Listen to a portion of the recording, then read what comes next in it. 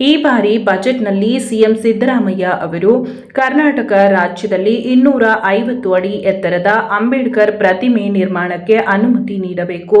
ಕರ್ನಾಟಕ ಭೀಮಸೇನೆಯ ಸಂಸ್ಥಾಪಕ ರಾಜ್ಯಾಧ್ಯಕ್ಷರಾದ ಶಂಕರ್ ರಾಮಲಿಂಗಯ್ಯ ಅವರ ಆದೇಶದ ಮೇರೆಗೆ ರಾಜ್ಯ ಸಂಘಟನಾ ಕಾರ್ಯದರ್ಶಿ ಎಂ ಮಂಜುನಾಥ್ ನಗರದ ನಜರ್ಬಾದ್ನಲ್ಲಿರುವ ಸರ್ಕಾರಿ ಅತಿಥಿ ಗೃಹದಲ್ಲಿ ಮಾಧ್ಯಮಗಳ ಜೊತೆ ಮಾತನಾಡಿದ ಕರ್ನಾಟಕ ಭೀಮಸೇನೆಯ ರಾಜ್ಯ ಸಂಘಟನಾ ಕಾರ್ಯದರ್ಶಿ ಎಂ ಮಂಜುನಾಥ್ ಅವರು, ಈ ಬಾರಿ ಸಿಎಂ ಸಿದ್ದರಾಮಯ್ಯ ಅವರು 2025-26ನೇ ಸಾಲಿನಲ್ಲಿ ಬಜೆಟ್ ಮಂಡಿಸುತ್ತಿದ್ದು, ಈ ಬಜೆಟ್ನಲ್ಲಿ ತೆಲಂಗಾಣ ರಾಜ್ಯದ 125 ಅಡಿ ಹಾಗೂ ಆಂಧ್ರಪ್ರದೇಶದ 26 ಅಡಿ ಎತ್ತರದಲ್ಲಿ ನಿರ್ಮಾಣವಾಗಿರುವ ಅಂಬೇಡ್ಕರ್ ಪುತ್ಥಳಿಯ ಮಾದರಿಯಲ್ಲಿಯೇ ಕರ್ನಾಟಕ ರಾಜ್ಯದಲ್ಲೂ ಕೂಡ 250 ಅಡಿ ಎತ್ತರದಲ್ಲಿ ಬೆಂಗಳೂರಿನಲ್ಲಾದರೂ ಸರಿ ಅಥವಾ ಟಿ ನರಸೀಪುರದಲ್ಲಾದರೂ ಸರಿ ಪ್ರತಿಮೆ ನಿರ್ಮಾಣಕ್ಕೆ ಅನುಮತಿ ನೀಡಬೇಕೆಂದು ಆಗ್ರಹಿಸಿದ್ದಾರೆ.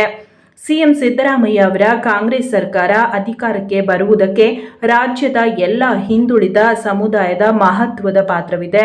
ಇವೆಲ್ಲವನ್ನ ಗಮನದಲ್ಲಿಟ್ಟುಕೊಂಡು ಅಹಿಂದ ನಾಯಕ ಎಂದು ಕರೆಸಿಕೊಳ್ಳುವ ಸಿಎಂ ಸಿದ್ದರಾಮಯ್ಯ ಅವರು ಈ ಬಾರಿ ಬಜೆಟ್ನಲ್ಲಿ ಭಾರತ ರತ್ನ ಸಂವಿಧಾನ ಶಿಲ್ಪಿ ಡಾಕ್ಟರ್ ಬಿಆರ್ ಅಂಬೇಡ್ಕರ್ ಅವರ 250 ಅಡಿ ಎತ್ತರದ ಪ್ರತಿಮೆ ನಿರ್ಮಾಣಕ್ಕೆ ಅನುವು ಮಾಡಿಕೊಡಬೇಕು. ಸುಮಾರು 1 ವರ್ಷದಿಂದ ರಾಜ್ಯ ವ್ಯಾಪ್ತಿ ಕರ್ನಾಟಕ ಸರ್ಕಾರದ 31 ಜಿಲ್ಲೆಯ ಜಿಲ್ಲಾಧಿಕಾರಿಗಳಿಗೆ ಕರ್ನಾಟಕ ಭೀಮಸೇನೆ ಸಂಘಟನೆಯ ಜಿಲ್ಲಾಧ್ಯಕ್ಷರುಗಳು, ಪದಾಧಿಕಾರಿಗಳು ಮತ್ತು ಸಂಸ್ಥಾಪಕ ರಾಜ್ಯಾಧ್ಯಕ್ಷರಾದ ಶಂಕರ್ ರಾಮಲಿಂಗಯ್ಯ ಹಾಗೂ ರಾಜ್ಯ ಮುಖಂಡರ ಮೂಲಕ ಸಂಬಂಧಪಟ್ಟ ಇಲಾಖೆಯ ಅಧಿಕಾರಿಗಳಿಗೆ ಅಂದರೆ ಮುಖ್ಯಮಂತ್ರಿ ಸಿದ್ದರಾಮಯ್ಯ, ಉಪಮುಖ್ಯಮಂತ್ರಿ ಡಿಕೆ ಶಿವಕುಮಾರ್ ಅವರಿಗೆ, ಸಮಾಜ ಕಲ್ಯಾಣ ಸಚಿವರಿಗೆ ಗಮನಕ್ಕೆ ತಂದಿದ್ದು ಎಲ್ಲರೂ ಕೂಡ ಪ್ರತಿಮೆ ನಿರ್ಮಾಣದ ಭರವಸೆ ನೀಡಿದ್ದಾರೆ. ಹಾಗಾಗಿ ಮುಂಬರುವ ರಾಜ್ಯ ಬಜೆಟ್ನಲ್ಲಿ ಮುಖ್ಯಮಂತ್ರಿ ಸಿದ್ದರಾಮಯ್ಯ ಅವರು ಪ್ರತಿಮೆ ನಿರ್ಮಾಣಕ್ಕೆ ಹಸಿರು ನಿಶಾನೆ ತೋರಬೇಕೆಂದು ಮಾಧ್ಯಮಗಳ ಮೂಲಕ ಆಗ್ರಹಿಸಿದ್ದಾರೆ. ಕರ್ನಾಟಕ ಭೀಮಸೇನೆ ಸಂಘಟನೆ ವತಿಯಿಂದ ಪತ್ರಿಕಾಗೋಷ್ಠಿಯನ್ನು ಹಮ್ಮಿಕೊಂಡಿದ್ದು ಇವತ್ತಿನ ದಿನ ಉದ್ದೇಶ ಏನಪ್ಪ ಅಂತಂದರೆ ನಮ್ಮದು ಈ 25 ಮತ್ತು 26ನೇ ಸಾಲಿನ ಒಂದು ಬಜೆಟ್ ಏನು ಮಂಡನೆ ಮಾಡ್ತಾರೆ ಆ ಸಮಯದಲ್ಲಿ ಈ ಒಂದು ವಿಚಾರನ ಪ್ರಸ್ತಾಪ ಮಾಡಿ ಅವರು ಘೋಷಣೆ ಮಾಡಬೇಕು ಮಾನ್ಯ ಮುಖ್ಯಮಂತ್ರಿಗಳು ಅಂತಕ್ಕಂಥದ್ದು ನಮ್ಮ ಡಿಮ್ಯಾಂಡ್ ಇತ್ತು ಮತ್ತು ಒತ್ತಾಯ ಇದೆ. ಹಾಗಾಗಿ ಇವತ್ತು ದಿನ ನಮ್ಮ ಮೈಸೂರು ಜಿಲ್ಲೆಯಲ್ಲಿ ನಾನು ಭಾಗಿಯಾಗಿದೆ. ಅದೇ ರೀತಿ ನಮ್ಮ ರಾಜ್ಯ ಸಮಿತಿಯವರು ಮತ್ತು ನಮ್ಮ ರಾಜ್ಯಾಧ್ಯಕ್ಷರು ಶಂಕರ ರಾಮಲಿಂಗಯ್ಯ ಅವರು, ರಾಜ್ಯ ಸಮಿತಿ ಪದಾಧಿಕಾರಿಗಳು ಬೇರೆ ಬೇರೆ ಜಿಲ್ಲೆಗಳಿಗೆ ನಾವು ವಿಂಗಡಣೆ ಮಾಡಿಕೊಂಡು ಕೆಲವೊಂದು ಜಿಲ್ಲೆಗಳಲ್ಲಿ ಅವರು ಕೂಡ ಯಶಸ್ವಿಯಾಗಿ ಇವತ್ತಿನ ದಿನ ಏನು ಪತ್ರಿಕಾಗೋಷ್ಠಿ ಹಮ್ಮಿಕೊಂಡಿದ್ದೋ ಆಗಿದೆ. ಅದೇ ರೀತಿ ನಾವು ಬ್ಯಾಂಗ್ಳೂರಿನಲ್ಲಿ ಮನವಿ ಸಲ್ಲಿಸೋದಕ್ಕೆ ಅಂತ ಹೋದಂಥ ಸಮಯದಲ್ಲಿ ಯಾರಿಗೆ ಸರ್ಕಾರದ ಕಾರ್ಯದರ್ಶಿಗಳಿಗೆ ಬಾಬಾ ಸಾಹೇಬರು ನಿಯರ್ ಬೈ ಎಲ್ಲಿ ಬಂದಿದ್ದರು ಬ್ಯಾಂಗ್ಳೂರಿನಲ್ಲಿ ಅಂತಕ್ಕಂಥದ್ದು ಒಂದು ವಿಚಾರ ಬಂದಾಗ ಲಾಲ್ಬಾಗ್ ಹತ್ರ ಬಂದಿರ್ತಾರೆ ಅನ್ನೋದು ಒಂದು ಮಾಹಿತಿ ಇದೆ. ಹಾಗಾಗಿ ಲಾಲ್ಬಾಗ್ ಕೂಡ 240 ಎಕರೆನೂ ಇರೋದ್ರಿಂದ ಲಾಲ್ಬಾಗ್ನಲ್ಲಿ ಮಾಡಬೇಕು ಅಂತಕ್ಕಂಥದ್ದು ಒಂದು ಕಾನ್ಸೆಪ್ಟ್ ಇದೆ. ಅದೇನೇ ಕೂಡ ಪೋಸ್ಟರ್ನಲ್ಲಿ ಹಾಕಿದ್ವಿ ಲಾಲ್ಬಾಗ್ನಲ್ಲಿ ಮಾಡಬೇಕು ಅಂತ. ಇಲ್ಲ ನಮ್ಮ ಮಾನ್ಯ ಸಿ ಎಮ್ ಅವರು ಏನು ಅಹಿಂದ ನಾಯಕರು ಅಂತ ಹೇಳ್ತಾರೆ, ಐ ಎಮ್ ಆಲ್ಸೋ ದಲಿತ್ ಅಂತ ಹೇಳ್ತಾರೆ, ಅವ್ರಿಗೂ ಖುಷಿ ಇತ್ತು ಅಂತಂದರೆ ಇಲ್ಲ ನಮ್ಮ ಸಮಾಜ ಕಲ್ಯಾಣ ಇಲಾಖೆ ಸಚಿವರು ಕೂಡ ಇದ್ದಾರೆ ಮಾದೇವಪ್ಪ ಅವರು, ಅವರ ಕ್ಷೇತ್ರದಲ್ಲಿ ಮಾಡಿದ್ರೆ ಏನು ತೊಂದರೆ ಇಲ್ಲ. ವಿಶಾಲವಾಗಿದೆ, ಸರ್ಕಾರಿ ಜಾಗ ಬೇಜಾನಿದೆ, ನರಸೀಪುರದಲ್ಲಾಗ್ಬೋದು, ವರ್ಣಾದಲ್ಲಾಗ್ಬೋದು, ತುಂಬ ಜಾಗಗಳಿದೆ.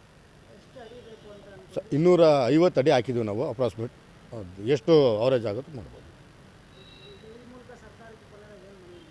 ಸರ್. ನಾವು ಈಗ ಒಂದು ಮನವಿಯನ್ನು ಸಲ್ಲಿಸಿದ್ವಿ ಜಿಲ್ಲಾಧಿಕಾರಿಗಳ ಮುಖಾಂತರ ಮೊದಲಿಗೆ. ಅದೀಗ ಆಲ್ರೆಡಿ ಜಿಲ್ಲಾಧಿಕಾರಿ ಕಚೇರಿಯಿಂದ ಸರ್ಕಾರದ ಗಮನಕ್ಕೆ ಹೋಗಿದೆಯಲ್ಲ ನಮ್ಗೆ ಗೊತ್ತಿಲ್ಲ. ಹಾಗಾಗಿ ಇದು ಬೇಡ ನಿಲ್ಲೋದು, ನಾವು ಸರ್ಕಾರಕ್ಕೆ ಡೈರೆಕ್ಟ್ ಮನವಿ ಮಾಡೋಣ ಅಂತೇಳಿ ಶಾಸಕರಿಗೆ, ಸಚಿವರಿಗೆ ಮತ್ತು ಮುಖ್ಯಮಂತ್ರಿಗಳಿಗೆ ಅವ್ರುಗಳಿಗೂ ಮನವಿ ಕೊಟ್ಟಿದ್ದೀವಿ. ಸಂಬಂಧಪಟ್ಟಂಥ ಸಮಾಜ ಕಲ್ಯಾಣ ಇಲಾಖೆ ಅಧಿಕಾರಿಗಳಿಗೂ ಕೊಟ್ಟಿದ್ದೀವಿ. ಮುಂದಿನ ದಿನದಲ್ಲಿ ಇದನ್ನು ಕಾರ್ಯರೂಪ ಬಂದರೆ ನಾವು ಲೆಕ್ಕಾಚಾರ ಹೇಳ್ಬೇಕಂದ್ರೆ ಅವರೇ ವಾಲಂಟ್ರಿಯಾಗಿ ಮಾಡಬೇಕು ಇದನ್ನು. ಯಾಕಂದರೆ ಈಗಿರ್ತಕ್ಕಂಥ ಪ್ರೆಸೆಂಟ್ ಅವರು ಆಡಳಿತಕ್ಕೆ ನಾವು ಏನು ಮನವಿ ಕೊಡ್ತಾಯಿದ್ದೀವಿ ಆ ಕ್ಷಣದಲ್ಲೇ ಅವರು ಅದನ್ನು ಆದೇಶ ಮಾಡಬೇಕಿತ್ತು. ಆದರೆ ನಾವು ಇಷ್ಟು ದಿನ ಕಾಲಾವಕಾಶ ಆಗಿರೋದು ಎಲ್ಲ ಒಂದು ಕಡೆ ಕಮಿಟಿ ಮಾಡಬೇಕಾಗ್ತದೆ. ಇದೆಲ್ಲ ಸಣ್ಣ ಪುಟ್ಟ ಕೆಲಸ ಅಲ್ಲ. ಅದಕ್ಕೆ ಆದಂಥ ಒಂದು ಕಮಿಟಿನ ರಚನೆ ಮಾಡಬೇಕಾಗ್ತದೆ. ನೋಡೋಣ ಮುಂದಿನ ದಿನದಲ್ಲಿ ಯಾವ ರೀತಿ ನಮಗೆ ಸ್ಪಂದನೆ ಸಿಗ್ತಿದೆ ಅಂತ. ಮನವಿ ಕೊಡೋಂಥ ಸಮಯದಲ್ಲಿ ನಮಗೆಲ್ಲರೂ ಕೂಡ ಒಳ್ಳೆಯ ಭರವಸೆಯನ್ನು ನೀಡಿದ್ದಾರೆ, ಎಷ್ಟು ಕಾರ್ಯರೂಪಕ್ಕೆ ತರ್ತೀವಿ ಇದನ್ನು ಅಂತೇಳಿ.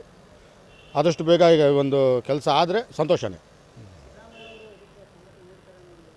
ಸರ್. ಖಂಡಿತವಾಗಿದೆ, ನಮಗೆ ಭರವಸೆ ನೀಡ್ತಾರೆ ಅಂತೇಳಿ ನಾವು ನಂಬಿದ್ದೀವಿ. ಆಡಳಿತ ಸರ್ಕಾರದವರು ಮಾಡಿಕೊಡ್ತಾರೆ ಅಂತೇಳಿ ಅವ್ನು ನಂಬಿಕೆ ಮೇಲೆ ಇದ್ದೀವಿ.